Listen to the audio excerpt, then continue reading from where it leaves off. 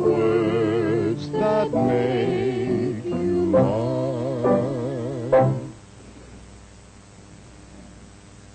That'll be a terrific number for when they arrive. When who arrives? Billy Joe and the fella she's bringing home. You know why she's bringing him home, don't you? No, why? So he can look us over before he pops the question. Oh, now, wait a minute, Bobby Joe. What gives you the idea that she has any such thing as marriage in mind? Well, she's bringing him home, isn't she? She's never done that before. Oh, Bobby Joe. Billy Joe brings home lots of young men. Not for a long time. Well, no, not since last weekend. Oh. Well, this one is different. How do you know? I just know. I was the one that talked to her on the telephone at Drucker's, remember? It was just one little thing she said that tipped me off. Well, what was the one little thing that she said? I think I'm in love. What? That's what Billy Joe said on the telephone. It tipped her off that Billy Joe might be serious. Well, why didn't you tell us before? I didn't want you jumping to conclusions.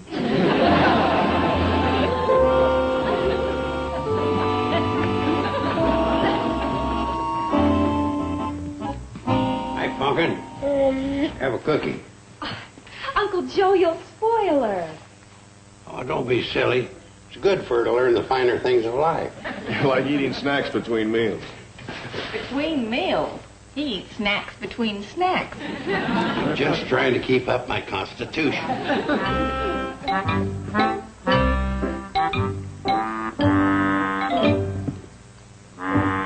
Where's my pillow? Bobby Joe took it. Bobby Joe, what'd you do with my pillow? The one with the picture of Mount Fujiam on it. I put it in the basement so Billy Joe's new boyfriend wouldn't see it. What is he, a kleptomaniac? No, he's a very artistic person. And that pillow's ugly. It is not. It's a thing of beauty. It's one of the few cherished memories I have of the Seattle World's Fair. Uncle Joe, you never went to the Seattle World's Fair. That's why I have such few memories. Anyway, I'll leave it to Janet. Isn't that a beautiful pillow? Yeah. I'll leave it to Steve. I'm with Janet. Betty Joe? Oh, forget it. Oh, Uncle Joe, if Billy Joe really is serious about this boy and wants to make an impression, we should do everything we can to measure up. We have to prove ourselves to him? That's right. And, Uncle Joe, I think it would be nice if you got dressed up and went to Drucker's store to meet them when they arrive. Dressed up? Right. Oh, please, Uncle Joe. You look so good in your best suit. Why, you could make everybody think you're a gentleman.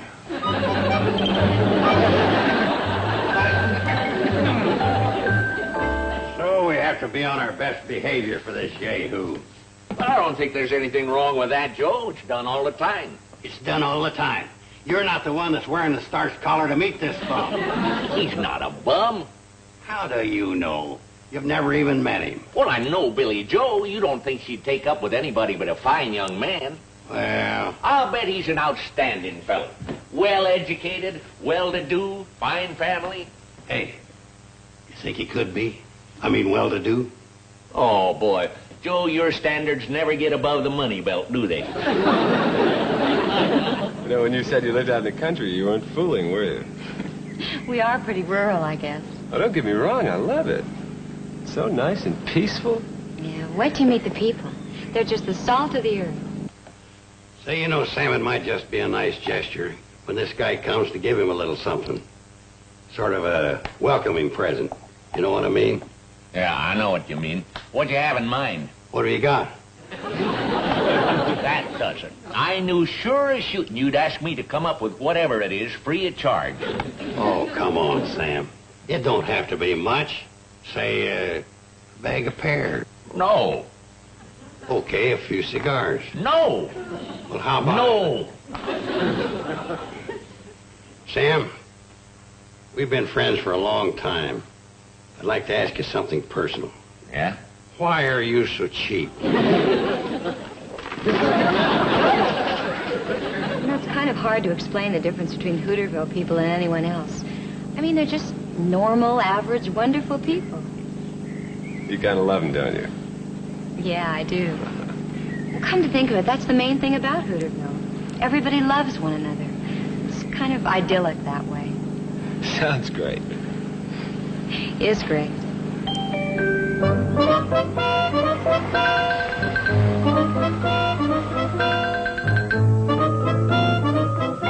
Telling you, Sam Drucker, this is it. I've had it. I'll never set foot in your crummy store again as long as I live. Good. If I don't see you again in 100 years, it'll seem like the pause at repression.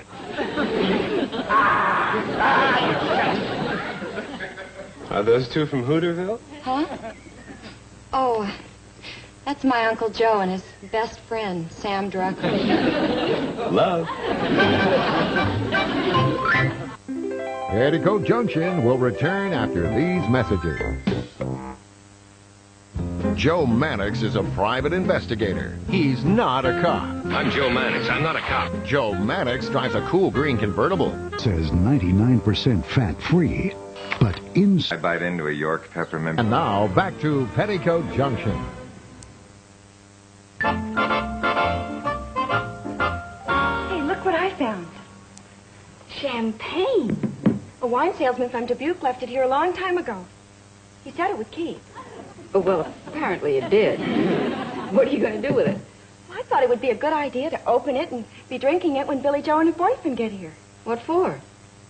To show we're sophisticated. Like in the city.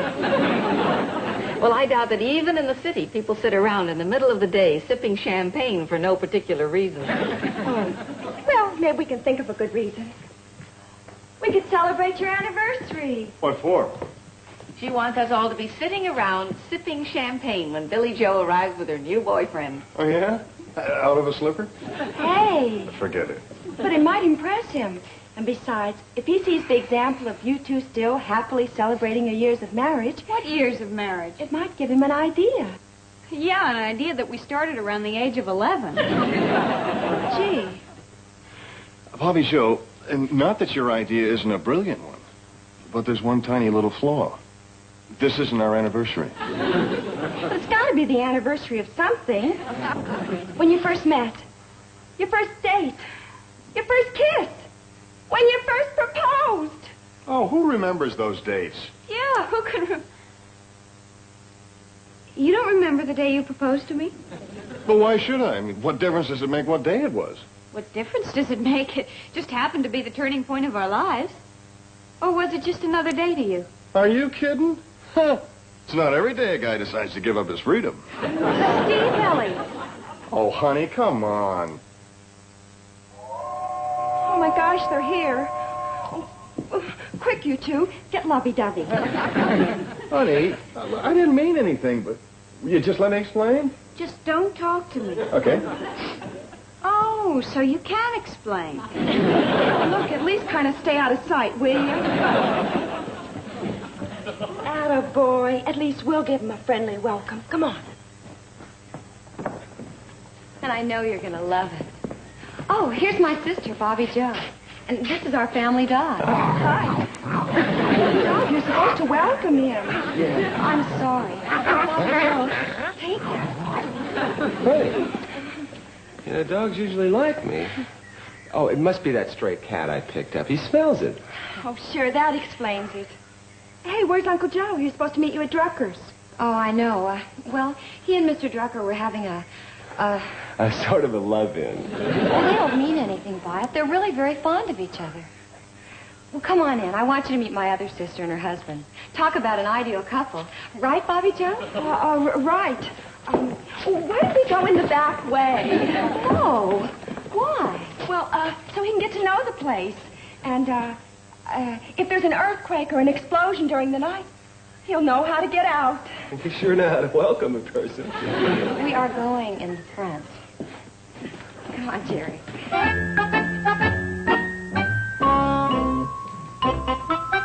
What's the matter with you?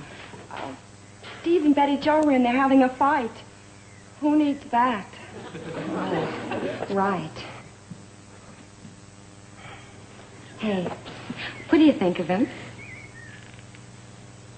Thanks a lot. Oh, hi. Well, we're the Elliots.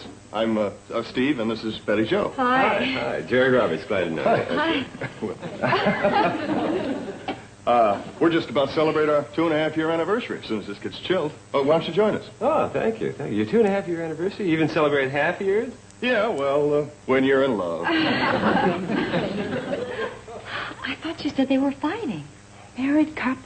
You can't trust them. Sounds like Orange Jeep. How come you've got Uncle Joe with you? Oh, I picked him up on the old back fire road. He and Sam Drucker had a beef, and your uncle stamped off and missed a cannonball. That's right. Slam everything in. Come on in, Orrin. I want you to meet Billy Joe's new boyfriend. Oh, no, golly, I don't think I should. I just got a report about 2 fishermen who've exceeded the limit over on Willow Lake, and I was going to follow up on that. Oh, that can wait. Oh, no, it can't. I'm on duty. See, I got my gun, and I got the badge. I got it. I know, but this is much more important. You and I are going to help Billy Joe trap this fellow. Billy Joe needs help? Boy, I don't understand that. I mean, Billy Joe's got... Well, what I mean is that, when it comes to a girl who looks and who's... Oh, boy. Well, what I'm trying to say is she's loaded. Oh, you've noticed. Well, all I meant, Bobby Joe, was that if Billy Joe's out to trap someone, she doesn't need me for bait. Orrin, all I want to do is show Billy Joe's boyfriend a truly happy couple. Oh, who's that? You and me. Oh. And seeing you and me together might give him ideas. Well, it better not. I saw you first. Come on. Tell us about yourself, young man. What do you do? Do? Well, Uncle Joe, I already told you. Jerry's a musician. That's how we met. Yeah, I know, but what do you do for a living? Well, that's it. I play guitar. No kidding. What do you mean, Joe? Well, look at me. I'm a leader of the volunteer fire department band, but I don't try to make a living out of it. Well, what do you do, sir, for a living, I mean? Oh, well, things like that. I see. Jerry was going to be an architect until he discovered music. Oh, really? Where did you study? MIT. Hey, that's a great school. Not much on the football field, but big in the brain department. That's another reason I turned to music. Here you go. Thank you. Say, as long as you're interested in architecture, you should see Steve and Betty Joe's honeymoon cottage. How did that come in? Well, I think it's a perfectly adorable little house, and he should see it. I'd like to. Swell. We'll go right over as soon as we toast Steve and Betty Joe. Bobby Joe.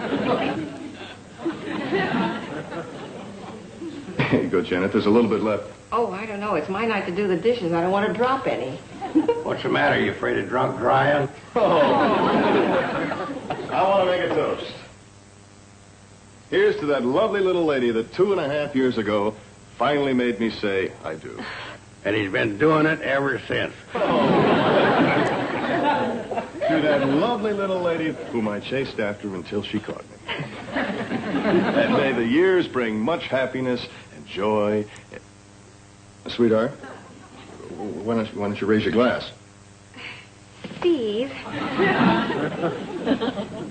What's that? You chased after me until I caught you. Oh, honey, I was only... Well, you make it sound as if I did the proposing. No.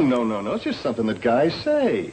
Oh, they do, huh? Yeah, like the guy said, listen, I wouldn't say that she was hard up for a husband, but the marriage license read to whom it may concern.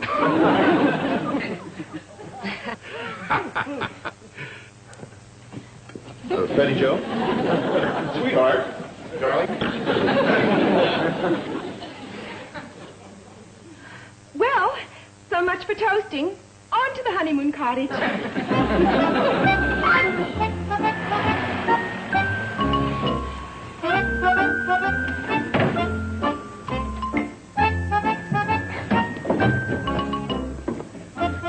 Leave everything to me. Bobby Joe, I prefer... Before you leave here, he'll be setting the date. There he is.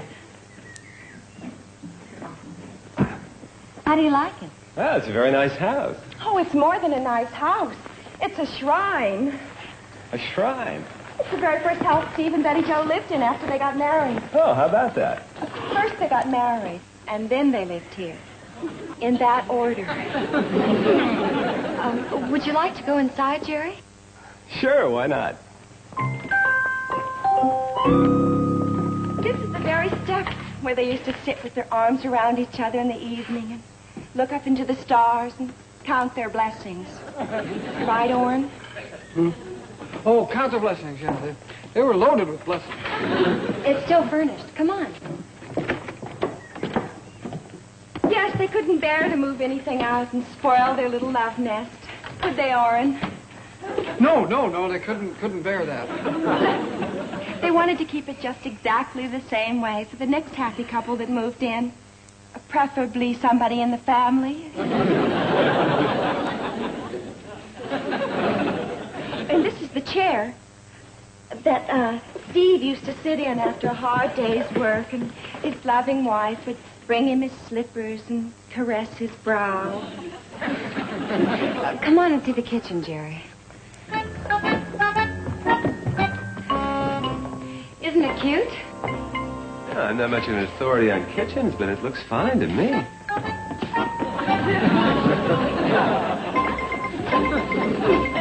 this is where Betty Jo, the lovely little bride, would prepare all those delicious meals for her loving husband. To some wives, this would be a drudgery, but with so much love and joy abounding, every day was like a honeymoon. And then one day, something was added to this kitchen to complete their happiness. What was it, Orrin? A can opener? A pot roast? No, a high chair. And in that high chair was the darlingest little baby you ever did see.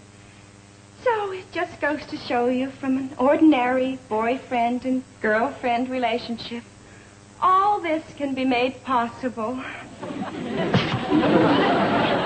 are you going? To get some fresh air. Orrin, you come back here. Stop, Orrin. Please, Bobby Joe. What's wrong with you anyway? Well, okay, look, I might as well level with you.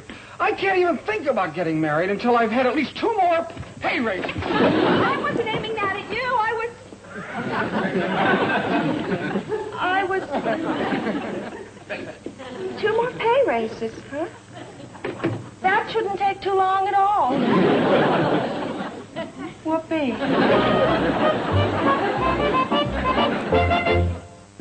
Petticoat Junction will return after these messages. Take me to... Give me a G. Give me a G, too.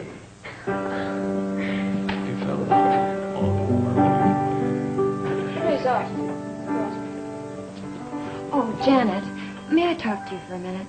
Oh, yes, of course. Well, it's just this. Everybody seems to be throwing me at Jerry, especially Bobby Joe. I guess you've noticed that, huh? Well, it'd be a little hard not to. Well, I know they don't mean it, but I can imagine what Jerry must think. He probably thinks I've put them up to it and we're all ganging up on him. Well, then in that case, why don't you just come right out and tell them to stop? What's the matter? Well, what if what they're doing is working? Oh, you wouldn't mind that, eh? Well, no, not exactly. Well, then why don't you just sit back and see what happens? What must be, must be. For what it's worth, I'm pulling for you, too.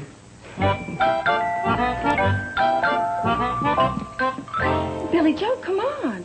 We're all ready for you to do your new number. Okay. And thanks, Janet.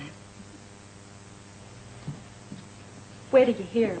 We got Betty Jo on the piano, Jerry on the guitar, and I'm on the bass guitar.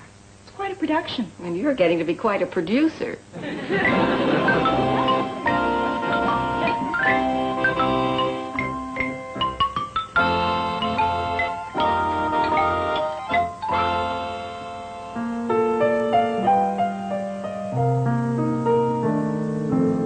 In this world of ordinary people, extraordinary people, I'm glad there is you. In this world of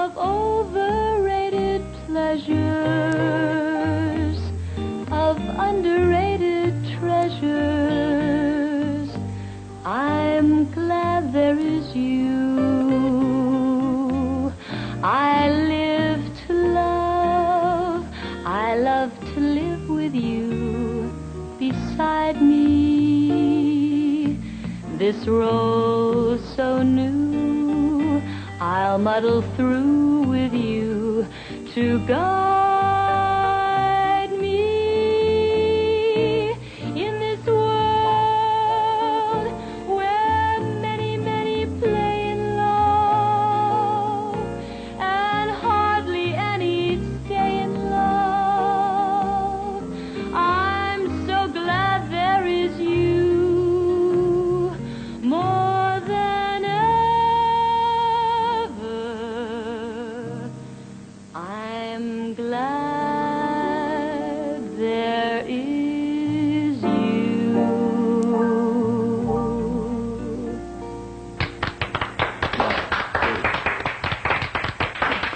Thanks. You guys are great, too. Wasn't that beautiful? You two work together as though you were meant for each other. You're just perfect together. Hey, how about another number? Do you know Oh Promise Me? Oh, now, come on, Bobby Joe. Look, Jerry, I'm sorry. My sister means well. My whole family means well, but, well, you've been put on the spot ever since you've been here, and I want to apologize for all of us. Are you kidding? I think you're all just wonderful. Oh, I know, but still... No, look, so they're all for you. Is that a crime? In my book, that's the way a family should be. I just want to say that this is one of the nicest places I've ever been, and you're the nicest people I've ever met. Thank you, son. And tomorrow, you know what I'm going to do when I go back to the city? I'm going to tell Shirley. Shirley? Yeah, my fiancée. You know about Shirley. Oh, yeah, but I thought... Oh, sure, Shirley. Well, that's his fiancée. She's a very nice girl. Well, I better be getting back. It's getting late. Oh, I have to check on the baby. Good night. Good night. Good night. Yeah, it is late. Good night, everybody, and thanks for a wonderful time. Glad you enjoyed yourself.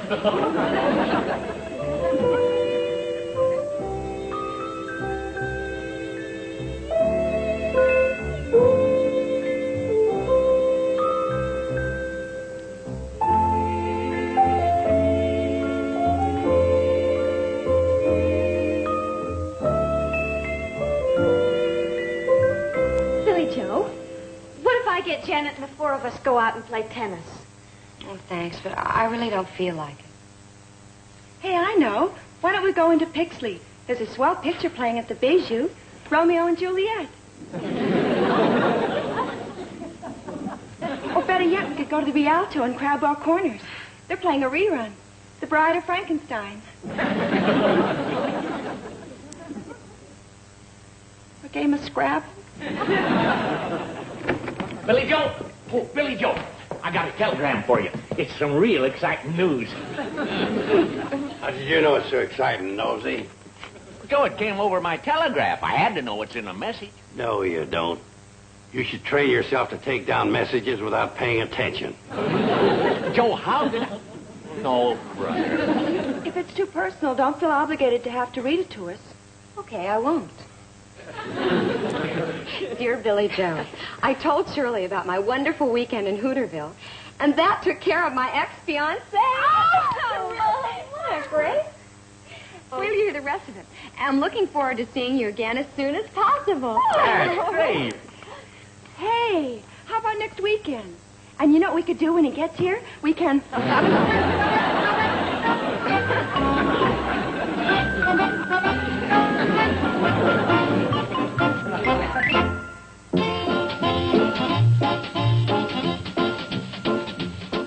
Up next, Green Acres is the place to be. And if that's the case, then TV Land is surely the place to be right now.